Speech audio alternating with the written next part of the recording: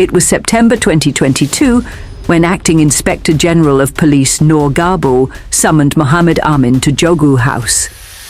This wasn't just another routine meeting. At the time, Mr. Amin served as the Director of Police at the Internal Affairs Unit, based in Upper Hill. What transpired in that meeting would change his life, and perhaps Kenya's political landscape, forever. For hours, the two men talked behind closed doors. By the end of the meeting, Mr. Amin had been entrusted with one of the most delicate tasks of his career: investigating the mysterious disappearance of two Indian nationals and their Kenyan taxi driver. Now let's rewind a little. In April 2022, just 4 months before Kenya's fiercely contested August general election, two men arrived in the country: Mohammed Zaid Sami Kidwai and Zulfikar Ahmed Khan. These weren't ordinary visitors. They were IT experts, handpicked to join then Deputy President William Ruto's campaign team. Fast forward to July 23rd, and the unthinkable happened.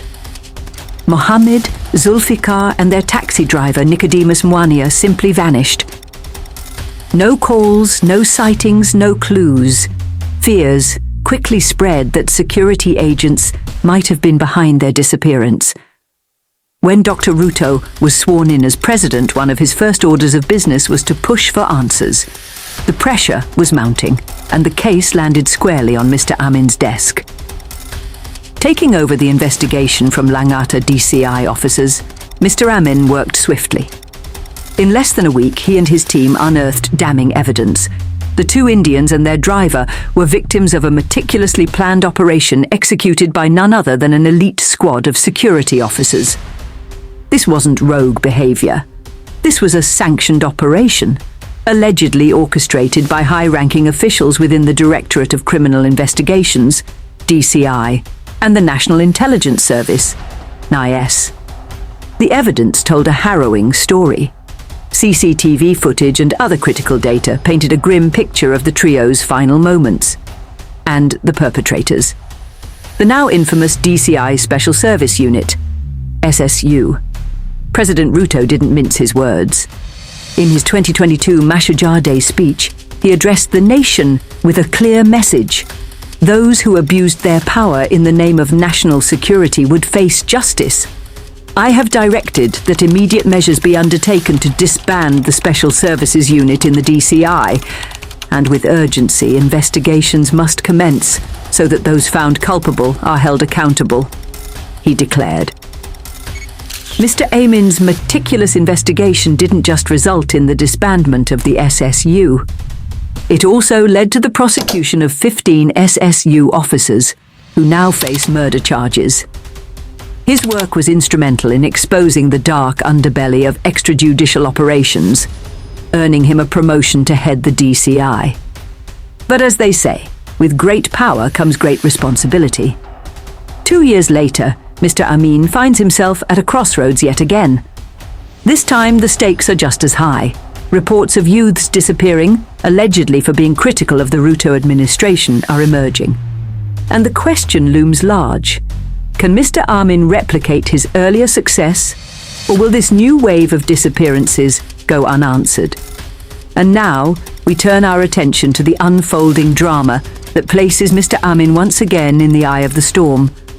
But this time, the stakes are not just about justice. They're about preserving the integrity of the very system that's supposed to protect its people. It has been over 6 months since the chilling rise in enforced disappearances swept through Kenya, sending shockwaves across the nation. In December alone, at least 6 young Kenyans vanished without a trace. They shared one common denominator. They were vocal critics of President William Ruto's administration on social media, fearlessly posting images and commentary that challenged the powers that be. And then, experience, but just what happened.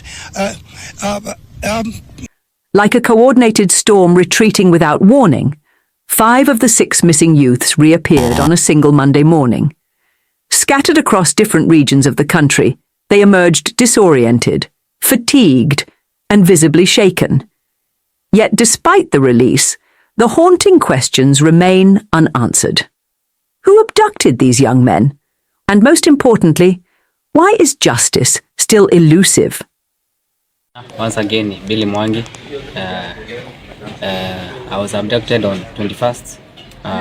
Billy Mwangi walked into his parents' home in Embu County, a shadow of his former self. He had been held in a dark room, tortured and denied food. Miles away, Peter Muteti, taken from Uthiru on December 21st, was found wandering in Nairobi city centre, more than 17 kilometres from home. Ronnie Kiplangat, abducted in Kikuyu, resurfaced in Machakos, nearly 79 kilometres away. Meanwhile, his brother Gideon Kibet was released in Vihiga County after being taken in Nairobi. Bernard Kavuli, a content creator, vanished from Nyong and reappeared in Kitale, a staggering 388 kilometres from his home. Despite the relative freedom of their release, their ordeal is far from over. All 5 men remain tight-lipped, their silence perhaps a shield from a greater terror. But their condition, a mix of hunger, fatigue, and deep disorientation, speaks volumes about the horrors they endured.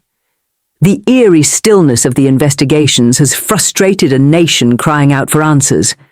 Inspector General of Police Douglas Kanja's assurances that his officers were not involved in the abductions are now met with skepticism, while the Directorate of Criminal Investigations, DCI, claims the cases are under active investigation. The public remains in the dark about any meaningful progress. Director of Public Prosecutions Renson Ingonga had set a 3-day deadline for a comprehensive report on the abductions, a deadline that came and went on January 1st, 2025, without a single update. Even President Ruto, in a funeral address in Bungoma, directed the police to do what they must to end the wave of abductions. Kenya must remain a country under the rule of law, he declared.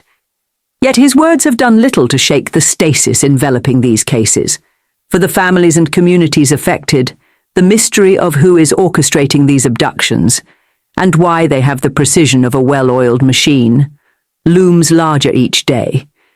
The fact that none of the abductors have been caught or prosecuted only adds to the sense of impunity surrounding these cases. Steve Mbasi, the 6th youth, remains missing to this day. His absence is a chilling reminder that not all stories of enforced disappearances find an ending, even an unsettling one. As Kenya grapples with the lingering shadow of extrajudicial actions, citizens are left to wonder, is the state failing its people? Or are there forces operating within it that no one dares to confront? For now, the answers remain elusive. But the questions, they grow louder with every passing day. Kenya stands at a crossroads, grappling with an ominous silence that echoes louder than the cries for justice. The unanswered questions about these enforced disappearances and the chilling absence of accountability cast a dark shadow over the nation's democratic ideals. When the voices of the youth are silenced, when critics are targeted, and when justice is stalled, we must ask ourselves, who will speak for the voiceless? Who will protect the freedoms that generations fought to secure? It's time for those in power to decide.